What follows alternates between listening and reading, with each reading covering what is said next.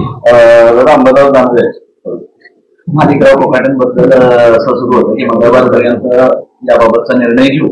मंगळवार गेलाय, निर्णय झाला आहे, फक्त त्यांनी जास्त बाहेर बोलू नये, राजीनाम्याचा विषयच नाही, सगळ्यांनी राजीनाम्याची मागणी केली. माणिकराव कोकाटेंना राजीनामा द्यावाच लागेल,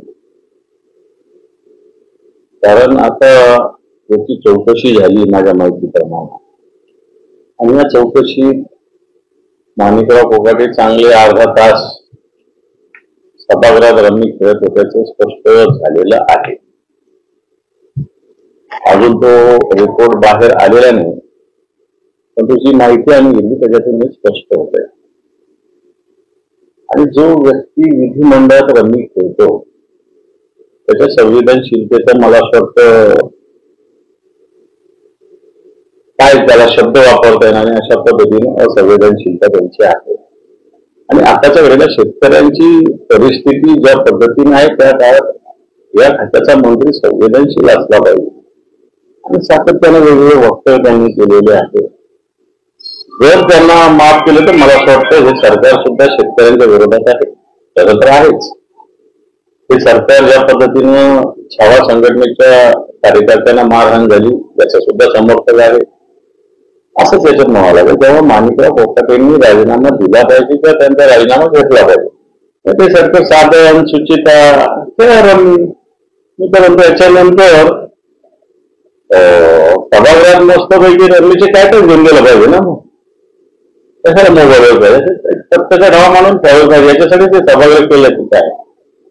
आणि निश्चित जनतेच्या मनात रोष आहे, त्याचा जर अंदाज या लोकांना नसेल याचे परिणाम त्यांना बघायला लागतात.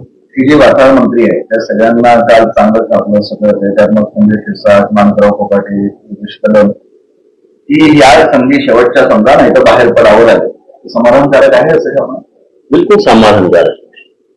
एकीकडे सरकार देवेंद्रजींचं सरकार एकीकडे मोठ्या बापा मारतोय, विकासाच्या गप्पा मारतोय, साधन सुचितेच्या गप्पा मारतोय, संस्कृतीच्या गप्पा मारतोय. आणि असं असताना एक मंत्र्यांच्या डान्स बार मध्ये बारबाला पकडल्या जातात, एक मंत्र्यांच्या घरामध्ये नोटाचे पिशव्याच्या पिशव्या दिसतात, बॅग दिसत आहेत, तशा अवस्थेत बसलेल्या आहेत. एक मंत्री शेतकऱ्याविषयी कशा पद्धतीने बोलतात, एक मंत्री काहीतरी कपडे अर्ध याच्यामध्ये म्हणजे आता शब्दही वापरता येत नाही मीडिया समोर, याच्यावर पूजा अर्चा करत बसतात. ठीक आहे, तुमचे खाजगी विषय आहे, खाजगी राहिले पाहिजे, परंतु हे जर सार्वजनिक होत असेल तर मला असं वाटतं मुख्यमंत्री नुसते नाराजी व्यक्त करणं तर मानणं याला काही अर्थ नाही. मुख्यमंत्री मला असं वाटतं हे सगळ्या कारवाई करण्यामध्ये असक्षम ठरतात की काय, अशा प्रकारचा प्रश्न आमच्या सगळ्यांच्या जनतेच्या आणि आमच्या मनात निर्माण झालेला आहे. अजितदादा पवार यांच्या वाढदिवसानिमित्त स्नेहभोजनाचा कार्यक्रम ठेवला होता. त्या कार्यक्रमामध्ये मित्र पक्ष म्हणून शिंदेची शिवसेना आणि भाजपला बोलवलं होतं. भाजपचे सर्व मंत्री आमदार तिथं पोहोचले, मात्र शिवसेनेत फक्त एकनाथ शिंदे सोडता कुणीही आलेलं नाही. त्यामुळे पुन्हा एकदा शिवसेना आणि राष्ट्रवादीमध्ये घुसघुस पाहायला मिळते. मंत्री नाही, आमदारही नाही. माझ्या माहिती त्यांच्या पक्षाचा तो कार्यक्रम होता, त्यामुळे बाकीचे लोक कशाला जातील हा प्रश्न आहेच. धुसफूस आहे त्यांची, पण हे जेवायला गेलं नाही म्हणून धुसफूस या म्हणण्यात काय अर्थ असेल मला तरी नाही. दुसरा असं आहे की नागपूरचे उमरेडचे भाजपचे माजी आमदार आहेत, त्यांनी चंद्रशेखर बावनकुळे यांना एक पत्र लिहिले, त्यामध्ये अशी खंत व्यक्त केली आहे की भाजपमधील इन्कमिंग वाढलं आहे, त्यामुळे जुन्या कार्यकर्त्यांची संधी हिरावली.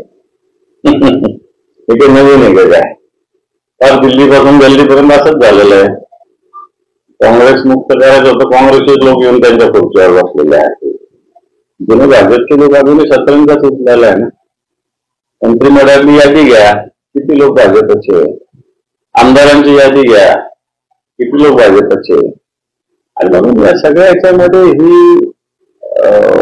दयनीय अवस्था भारतीय जनता पार्टीच्या नेतृत्वाची झालेली आहेच.